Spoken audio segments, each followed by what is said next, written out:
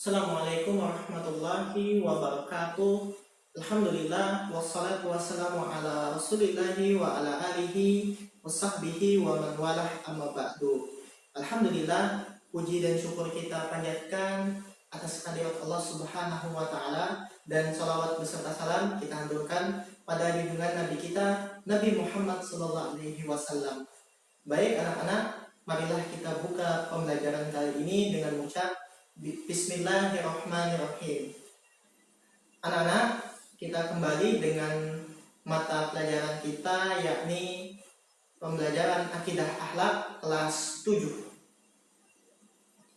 Kalau sebelumnya kita telah membahas materi tentang sifat-sifat wajib, yakni antara lain wujud, qidam, baqa, mukhalafatul lil hawadis, maka pembelajaran kali ini kita akan membahas terkait sifat-sifat yang mustahil untuk Allah miliki.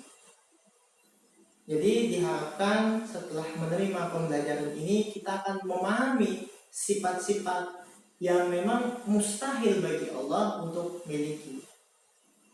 Jadi sifat mustahil yang Allah miliki adalah sifat yang memang Allah tidak mungkin mempunyai sifat tersebut.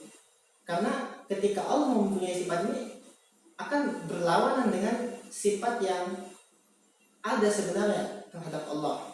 Jadi kalau anak-anak semua menyimak materi sebelumnya yang telah Bapak jelaskan pada minggu yang lalu, maka insya Allah akan paham materi yang akan Bapak jelaskan sekarang ini.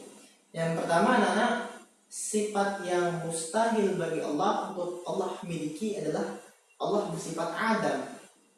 Artinya tidak ada.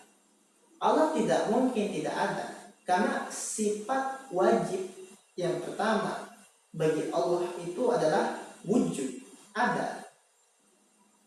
Jadi Allah tidak mungkin tidak ada, karena sifat yang memang harus Allah miliki itu adalah ada. Yang kedua, anak-anak, adalah kudus, ada yang mendahului. Allah tidak mungkin ada yang mendahului sebelum Allah, karena Allah itu bersifat qidam, terdahulu atau yang pertama. Allah yang pertama dan yang terakhir, maka tidak mungkin ada sebelum Allah.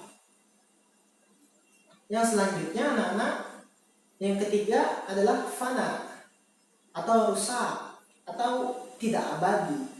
Allah tidak mungkin bersifat fana, karena sifat wajib Allah itu adalah baqa atau kekal, abadi. Jadi kalau Allah bersifat rusak, artinya Allah tidak kekal.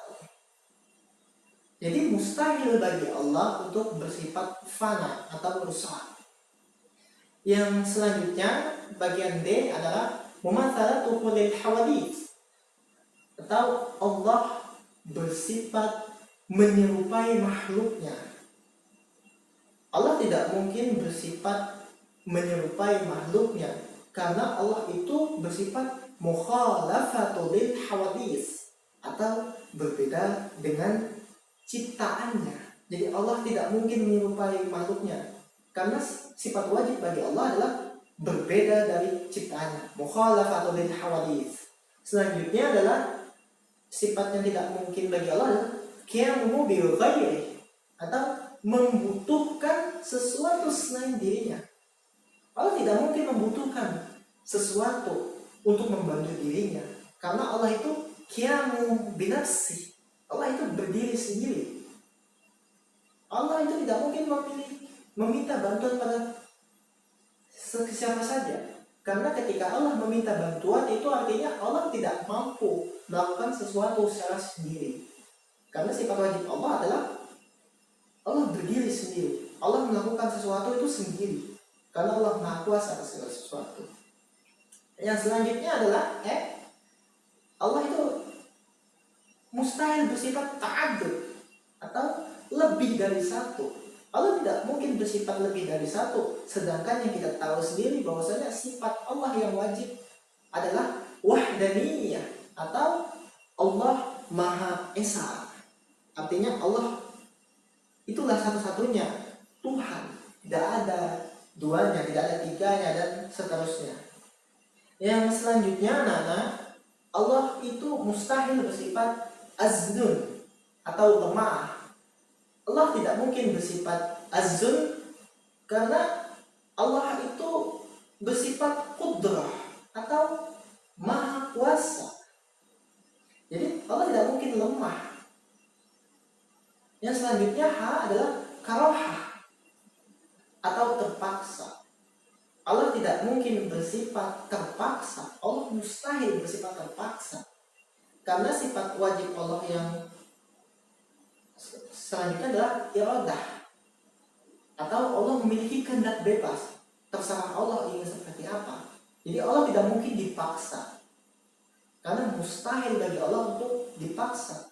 Karena Allah adalah berkehendak atas semuanya. Yang selanjutnya I adalah Allah mustahil bersifat jahlun atau bodoh, atau tidak mengetahui sesuatu hal. Allah tidak mungkin bersifat jahlun karena sifat wajib Allah yang selanjutnya adalah ilmun atau maha mengetahui segala yang tersingkap dari apa-apa saja yang manusia kerjakan, rahasia-rahasia apa saja Allah maha mengetahui segalanya. Jadi Allah tidak mungkin jahlun atau bodoh karena Allah ilmu atau maha mengetahui segala sesuatu. Yang selanjutnya adalah mautun. Allah tidak mungkin bersifat mautun atau mati karena Allah itu bersifat hayat, hidup. Jadi Allah tidak mungkin mati. Yang selanjutnya adalah sumun atau tuli.